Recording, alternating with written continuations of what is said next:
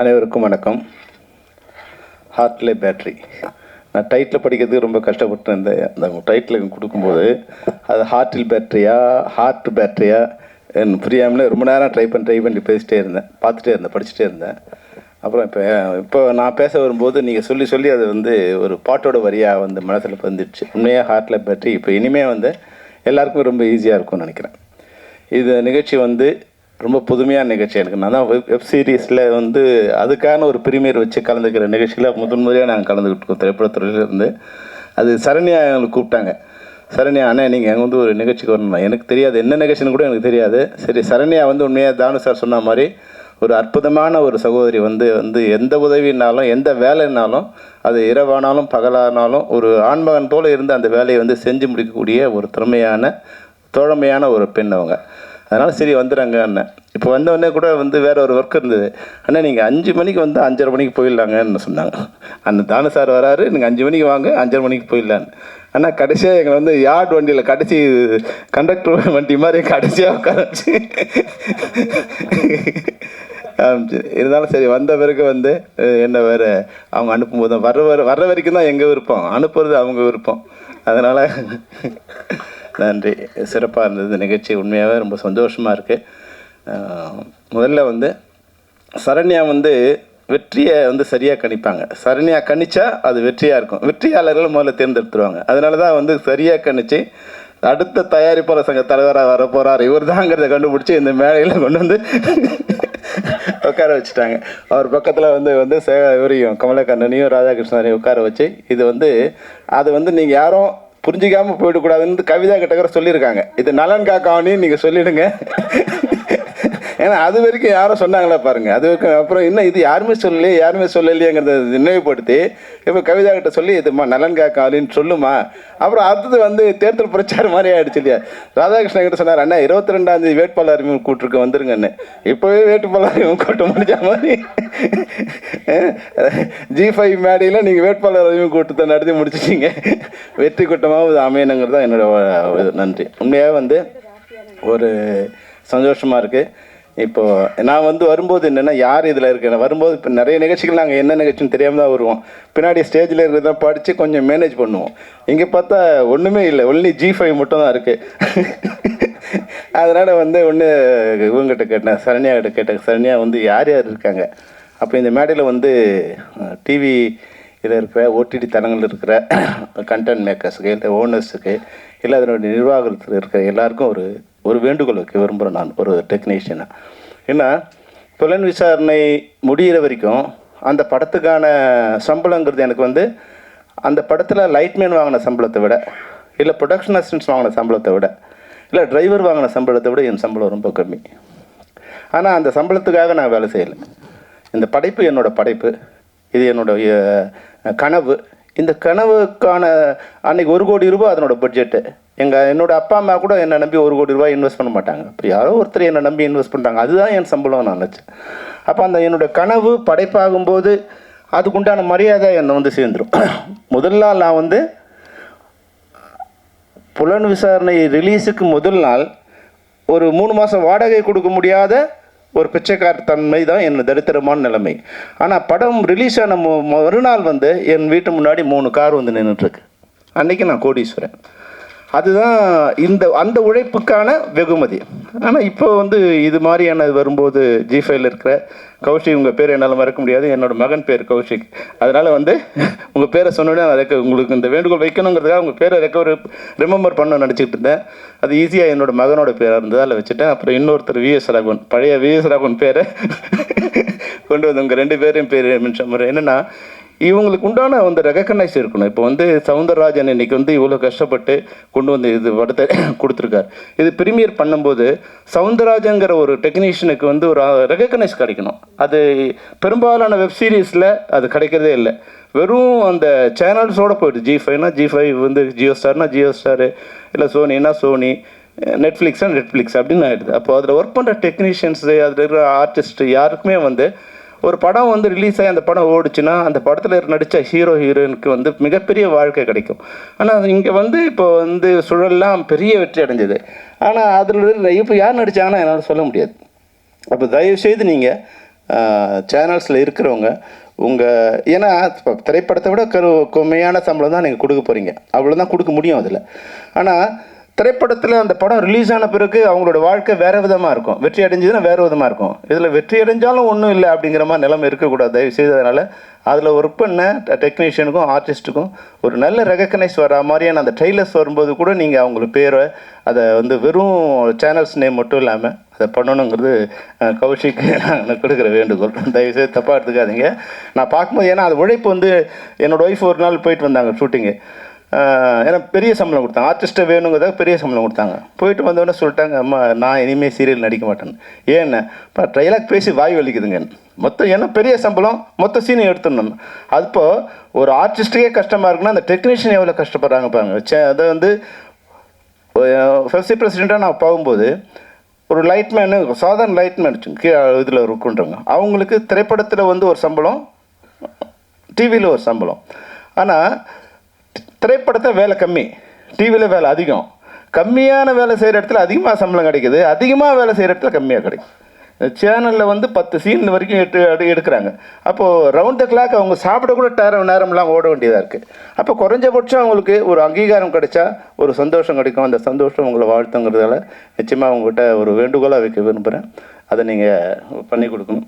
மற்றபடி இன்னொரு விஷயம் கூட இருக்குது. நீங்கள் சேனல்ஸில் இருக்கிறதால நாங்கள் இப்போ எங்களை எங்களைன்னா செல்வமணியும் தானு சார் நாங்கள் சொல்ல வரல. இன்றைக்கி திரைப்படத்துறையில் ஒரு அங்கீகாரம் பெற்ற எங்களை வரும்போது உங்களுக்கு ஒரு அங்கீகாரம் இது கிடைக்கிறதுக்காக எங்களை பயன்படுத்தலாம். இப்போ எங்களை மட்டும் இல்லாமல் திரைப்படத்துறையில் நாங்கள் கண்டுபிடிச்சி கொண்டு வந்த ஒரு ஆர்டிஸ்டையோ ஒரு டெக்னீஷியனோ நீங்கள் பிரபலியமான இருக்கவங்கள பயன்படுத்திக்கிறீங்க. அப்போது திரைப்படத்துறை கூட உங்களால் பயன்பெறணும்.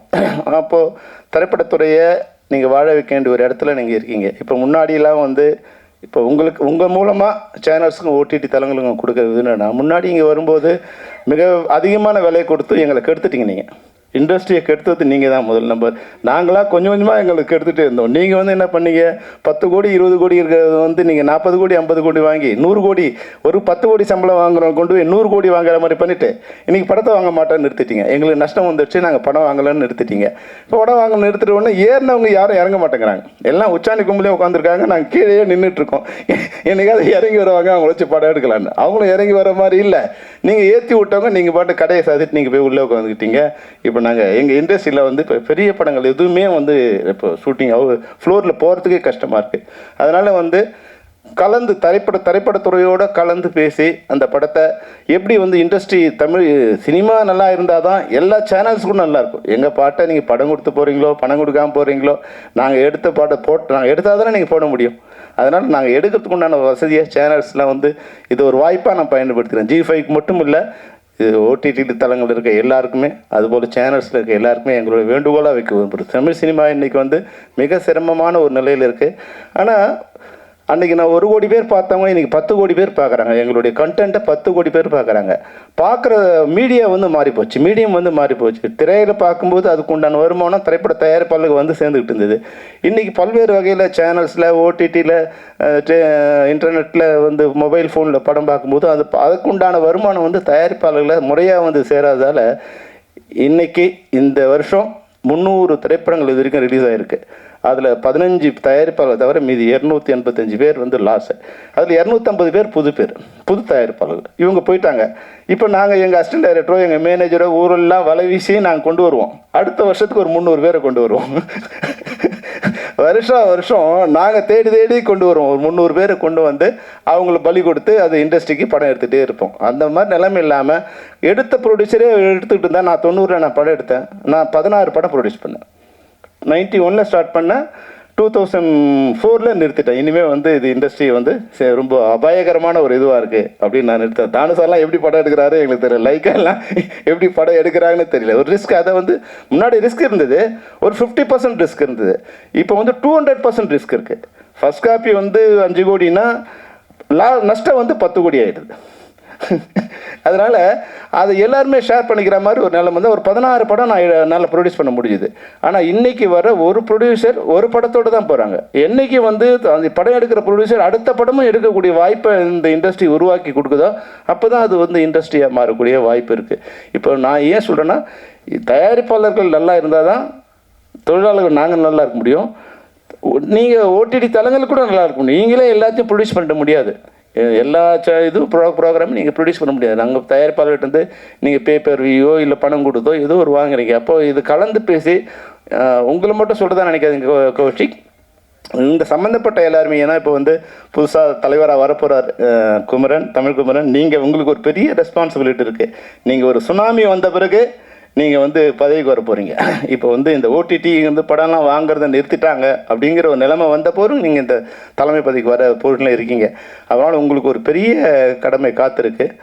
அந்த கடமையை இந்த நேரத்தில் நினைவுபடுத்தி, இப்போ ஹார்ட் லைஃப் நடித்தவங்க எல்லாருமே வந்து அந்த ட்ரெய்லர் பார்க்கும்போது ஒரு பியூட்டிஃபுல்லாக இருந்தது. இப்போ வந்து உண்மையாக வந்து இந்த மீட்டரை வச்சுட்டு இருந்தால் நான்லாம் கல்யாணம் பண்ணிப்பேன்னு சொல்ல முடியாது. அப்போ ஒன்று ரோஜா கையில் கொண்டு வந்துட்டு இந்த வச்சுட்டு என்னங்க பேட்டரியை கை வச்சு பாருங்கள், எனக்கு இல்லை என் பேரை சொல்லு, மீட்ரு ஓடுதா இல்லையான்னா நிறைய பேரோட கல்யாணம் நடந்தே இருக்காது.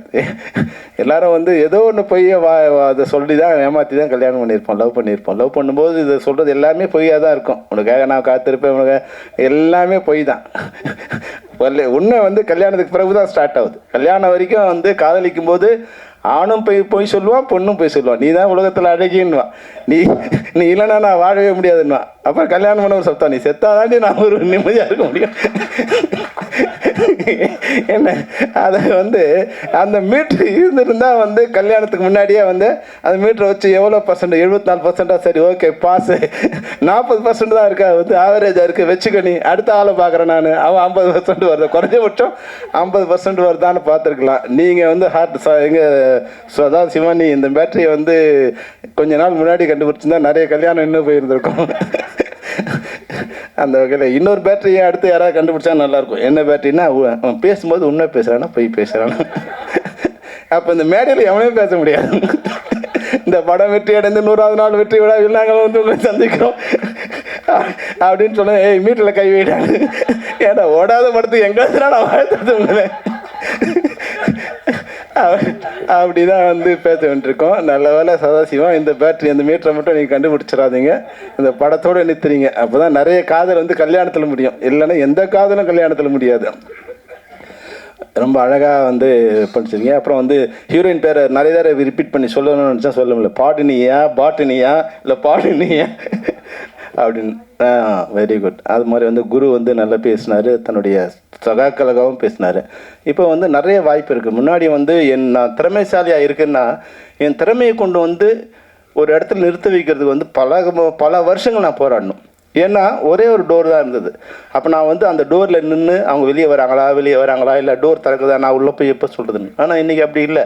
இன்றைக்கி வந்து சோஷியல் மீடியாவில் ஒரு ஹீரோயின் வேணும், அழகாக இருக்கா திறமையாக இருக்கான்னு ஜஸ்ட் ஒரு 30 செகண்ட்ஸுக்கு வந்து ஒரு போட்டுட்டா இந்த பொண்ணு யாருன்னு தேட வேண்டிய நிலையை அந்த பொண்ணை ஏற்படுத்த முடியும். அது மாதிரி வந்து இன்னைக்கு யூடியூப் வந்த பிறகு வந்து பல திறமைசாலிகள் வந்து ஜஸ்ட் ஒரு 5 மினிட்ஸுக்கு ஒரு பண்ணும்போது, ஒரு சின்ன ஷார்ட் ஃபிலிம் பண்ணும்போது, நாங்கள் முன்னாடி வந்து நாங்கள் படம் எடுத்துகிட்டு இருந்தோம், ஜனங்க பார்த்துட்டு இருந்தாங்க. இப்போ ஜனங்க படம் எடுக்கிறாங்க, நாங்கள் பார்த்துட்ருக்கோம். காலையில் எழுந்தால் குறைஞ்சபட்சம் ஒரு 100 ரீல் நான் பார்க்குறேன். அப்போ இவ்வளோ சிந்தனை வந்து அங்ககிட்ட இருக்குது. அப்போது அந்த சிந்தனையை திறமையை உலகம் பார்க்குற அளவுக்கு எந்த ஒரு கவலையும் இல்லை, எந்த ஒரு கஷ்டமும் இல்லாமல் எல்லாராலும் கொண்டு வரக்கூடிய வாய்ப்பு இன்னைக்கு இருக்குது. அதனால் திறமைசாலிகள் யாரும் பயப்பட வேண்டிய அவசியமே இல்லை. நல்ல கண்டென்ட்டும் நல்ல திறமை இருந்தால் நிச்சயமாக இந்த உலகம் உங்களுக்கு ஒரு ரெட் கார்பெட் போடும். அதுக்கான அஸ்திவாரமும் இல்லை அதுக்கான முதல் ஆரம்பம் தான் இந்த ஹார்ட் லைஃப் பேட்டரின்னு நினைக்கிறேன். நிச்சயமாக வந்து இந்த பார்க்கும்போது ஒரு கலர்ஃபுல்லாக ஒரு யூத்ஃபுல்லாக இருக்குது. இந்த யூனிட் நிச்சயம் மிகப்பெரிய வெற்றி அடையும். இந்த மேடையில் நான் சொன்ன விஷயத்தை கௌஷிக்கும் விஎஸ் ராகவனும் நீங்கள் மனசில் வச்சுக்கிட்டு இந்த முதல் கட்டமாக உங்கள் இனிமேல் G5ல் வர எல்லா டெக்னீஷியனும் எல்லா ஆர்டிஸ்ட்டும் அதனால் வந்து பணத்தில் மட்டுமல்ல புகழிலும் அவங்க வந்து பெயர் அடையணும், பிரபலம் அடையணும். அதுக்கு நீங்கள் உதவி செய்யணும்னு கூறி அனைவரையும் வாழ்த்தி, சரண்யாவுக்கு இது ஒரு சரண்யாவோட சன் வந்து உண்மையிலே எட்வர்டு வந்து ஒரு சாங் அனுப்பிச்சிருந்தார் எனக்கு ரொம்ப 1 இயர் முன்னாடி. ஃபென்டாஸ்டிக்காக இருந்தது. யாருன்னு கேட்டேன், என்னோட சன்னு சார்னார். உண்மையே எட்வர்ட், யூ டெஃபினட்டாக நீ வந்து மிகப்பெரிய ஒரு மியூசிக் டைரக்டராக வருவேன். இந்த மேடையில் உன்னையும் வாழ்த்து விடைபெறுகிறேன். நன்றி.